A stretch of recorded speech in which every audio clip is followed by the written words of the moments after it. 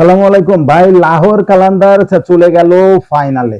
অসাধারণ খেলেছে আজকে, ব্যাটিং বোলিং ফিল্ডিং সব জায়গায় দুর্দান্ত ছিল। কিন্তু আজকে লাহোর কালান্দার বাংলাদেশের বারে মিয়া না পারলেও ছেটে মিয়া কিন্তু ঠিকই পারফর্ম করেছে, দুর্দান্ত খেলেছে। বলছিলাম রিশাদের কথা, যদিও রিশাদ এর আগের ম্যাচটাতে সুযোগ পায়নি, কিন্তু আজকে কিন্তু বাংলাদেশের দুইজন প্লেয়ার সুযোগ পেয়েছে, সাকিবের সাথে রিশাদ। রিশাদ অসাধারণ বোলিং করেছে, দুর্দান্ত এক কথায়। সাকিব যদিও উইকেট পায়নি, রিশাদ কিন্তু 3টে উইকেট নিয়ে পুষিয়ে দিয়েছে। এবং লাহোর কালান্দার তারা কিন্তু একেবারে বিশাল মার্জিনে, মানে মানে এই জয়টা একেবারে ছোটখাটো জয় না। প্রথমে ব্যাট করতে নেমে তারা 202 করে এবং এর পরবর্তীতে তারা কিন্তু প্রতিপক্ষকে 107 রান অল আউট করে দেয়। এই যে এখন দেখতে পাচ্ছেন যে হ্যান্ডশেক হচ্ছে দুই দলের ভেতরে, এবং ইসলামাবাদ ইউনাইটেডের সকলেরই আসলে মন খারাপ স্বভাবতই। এটা হয় স্বাভাবিক, কারণ মানে এটা সেমিফাইনালই ছিল, সেমিফাইনালই, কারণ যে দল হারবে সে দলের আর কোনো সুযোগ নাই, সেই দল কিন্তু সম্পূর্ণরূপে বাদ। লাহোর কালান্দার্স দুর্দান্ত ভাবে কামব্যাক করেছে এবং গত কালকের এলিমিনেটর ম্যাচটাও জিতেছে, এবং আজকেও কিন্তু 95 রানের বড় ব্যবধানে কিন্তু তারা জিতলো। এবং গত কয়েক আসরেই কিন্তু লাহোর কালান্দার্স ফাইনালে খেলছে, এবং এবারের আসর অর্থাৎ 2025 পিএসএল এর ফাইনালটা কিন্তু হবে কুয়েটা গ্ল্যাডিয়েটর্স এর বিপক্ষে, যেটা আসলে আগামী পরশুদিন অর্থাৎ 25 তারিখ অনুষ্ঠিত হবে। এবং সে ম্যাচেও সাকিব আল হাসানকে অবশ্যই দেখা যাবে, এবং রিশাদ যে পারফরমেন্স করেছে আজকে তাকেও দেখা যাবে।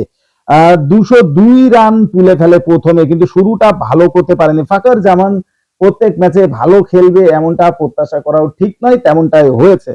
আজকের ম্যাচে কিন্তু ফাকর ভালো করতে পারেনি, মাত্র 12 রান করে, তাও আবার 11 বল খেলে। তখনই ভাবছিলাম যে আজকের সিরিজটা মনে হয় সুবিধার হবে না, ব্যাটারদের সহযোগিতায় যাবে না, কিন্তু নাইম একদিক দিয়ে পিটিয়ে গেছেন, একবারে বেধড়ক পিটুনি। 25 বলে করেছে 50, 7টা 4, দুটো ছক্কার সহযোগিতায়। তবে সব থেকে বড় রানটা কিন্তু পেরেরা করেছে।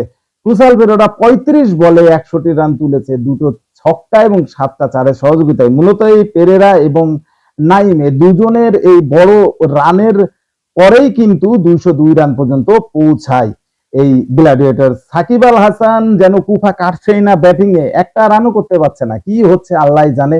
আজকের ম্যাচেও কিন্তু রান করা জোটেনি সাকিবের। প্রথম ম্যাচটাতে 1 রানও করতে পারলো না, আজকের ম্যাচটাতেও 1 রানও করতে পারলো না। তবে সাকিবের পরে কিন্তু ব্যাটিং এর সুযোগ পেয়েছিল রিশাদ, একেবারে শেষ ওভারে 2 বলে রিশাদ করেছে 5, তবে শেষ বলটাই 2 রান নিতে গিয়ে রিশাদ কিন্তু রান আউট হয়। 203 রানের বড় টার্গেটে ব্যাট করতে নেমে গিয়ে চোখে মুখে অন্ধকার দেখে প্রথমের দিকে শাহিন শাহ আফ্রিদি আর সালমান মিরাজের দুর্দান্ত পেস বোলিং। আফ্রিদি ক্যাপ্টেন্সি যেরকম অহদকা তেমনটাই বল করেছে। 3.1 ওভারে 1 মেডেন 3 রান দিয়ে 3 উইকেট নিয়েছে আফ্রিদি, কোনো উত্তরে ছিল না। যেমন পেস ছিল তেমন দুর্দান্ত লাইন ছিল। এবং মিরাজ 3 ওভারে 16 রান দিয়ে সেও কিন্তু 3 উইকেট নেয়। তবে বাংলাদেশের রিশাদ 3 ওভারে 34 রান দিয়ে সে কিন্তু 3 উইকেট নিয়েছে এবং অসাধারণ বোলিংটা করেছে। যদিও ক্রিজটা কিন্তু স্পিন বোলারদের সহযোগিতায় ছিল না, তারপরও যেভাবে বলটা করেছে ও দেখার মতো। সাকিব আল হাসান সেও কিন্তু 3টে ওভার বল করেছে, দুর্ভাগ্য সে কোনো উইকেট পায়নি, কিন্তু রান চাপিয়েছে, 3 ওভারে 27 রান করেছে। সাকিব এবং রিশাদের যে পারফরমেন্স, তাতে করে কিন্তু আগামী পরশুর ম্যাচে তারা দুজন যে খেলবেন ফাইনালে সেটা বোঝাই যাচ্ছে।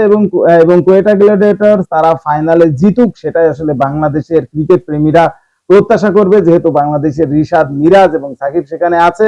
মিরাজকে কেন নিয়ে গেছে এত কষ্ট করে আমি জানি না, একটা ম্যাচও এখন পর্যন্ত সুযোগ পেল না। ফাইনালে কি করে সেটা এখন দেখার বিষয়। লাহোর কালান্দার্সের জন্য শুভকামনা রইল। ফাইনালে লাহোর কালান্দার্সকে অবশ্যই জিততে হবে। স্পোর্টসের সর্বশেষ আপডেট জানতে স্পোর্টস চ্যানেলটি এক্ষুনি সাবস্ক্রাইব করে বেল আইকন বাজিয়ে দিন। ধন্যবাদ।